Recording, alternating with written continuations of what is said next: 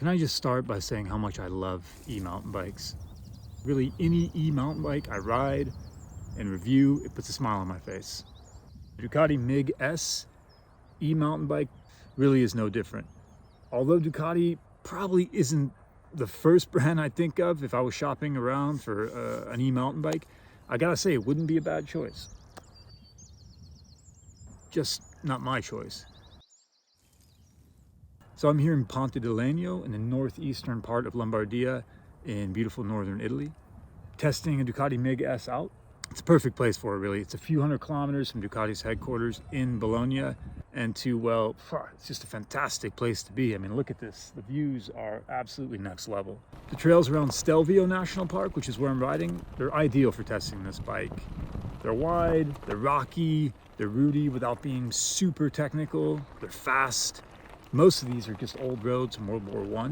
There are tons of trail options around here, and you're never that far from a cold beer or a place to get something to eat. It's great. So, why should you listen to me? Well, you probably shouldn't. I should be one of many that you watch or read or review when you're contemplating spending over $5,000 on a bicycle.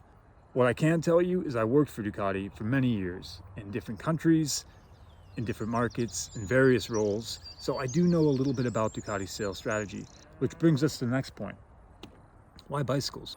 Well, this isn't actually the first time that Ducati has produced a branded bicycle, and in many ways, their legacy as a motorcycle company began after World War II, when they reinvented themselves by selling small engines that clipped onto bicycle frames. Electric motorcycles haven't taken off quite like electric cars. They are much heavier than their petrol counterparts, with less range and significantly more expense.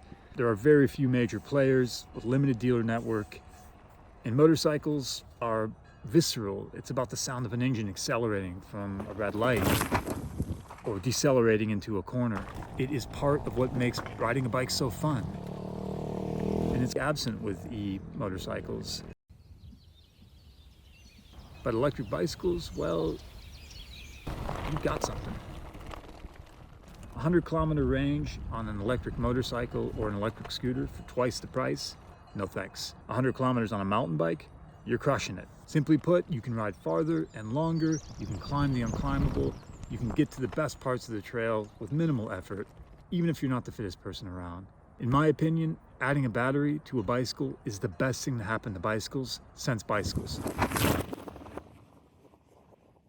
And Ducati, they want a piece of the e-bicycle revolution, even as they continue to invest heavily in electric motorcycles. In fact, Ducati will be the sole supplier for the Moto E World Championship starting in 2023, so they're firmly moving in that direction.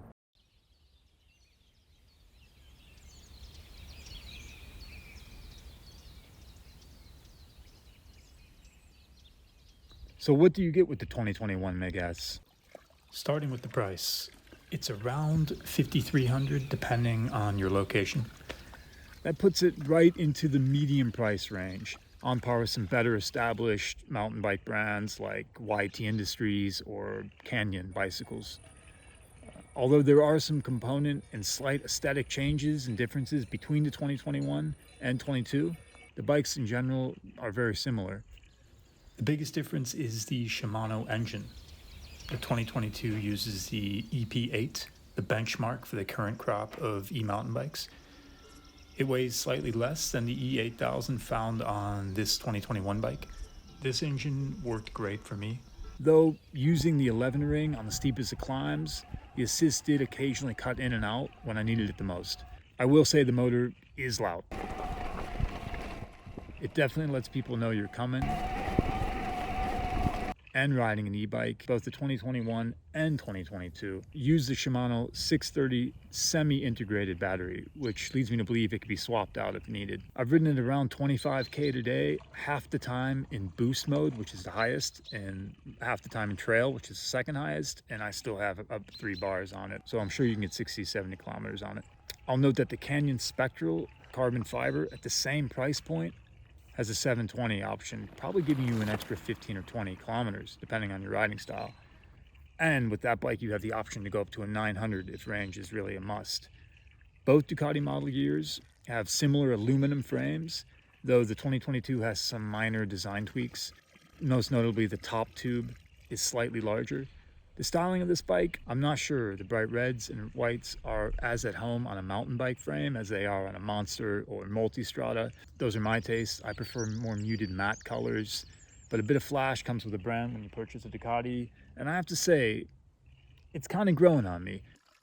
The semi-integrated battery is interesting. It has that same trellis frame that you find in most Ducatis. As for tires, both model years use a 29 by 27.5 configuration.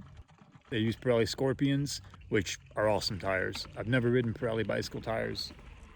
I had plenty of grip on the climbs, coming up and down some fairly tight switchbacks. I never felt like the front was going to wash out. It was able to brake pretty hard through some rocky sections with a lot of confidence. Both model years use the SRAM Guide T4 piston brakes. The 21 has a 200mm disc. The 22, the front disc is slightly larger. They worked well enough for me. I would have preferred a little more bite. The derailleur is also SRAM NX12 1150. Worked well for me. It works very smooth. Little noise from the smallest ring. The bike also comes with a dropper post with a handlebar control, as you'd expect. The saddle, it is fully adjustable. As for the suspension, the front is a Marzocchi Bomber Z2. It's 150mm.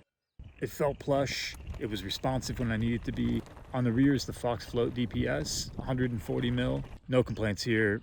It had a really good feeling for me. The setup felt right.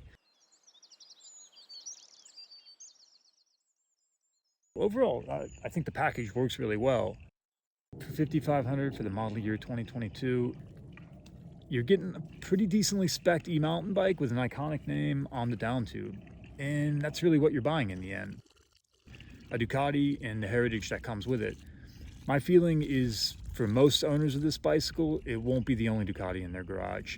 For the same price point, you can buy either a Canyon Spectral or a YT Decoy Core 2, both with carbon frames, from brands that have done extensive testing and development in racing conditions, both with integrated batteries for a more svelte frame, and frankly, they're much better looking in my opinion than the Ducati.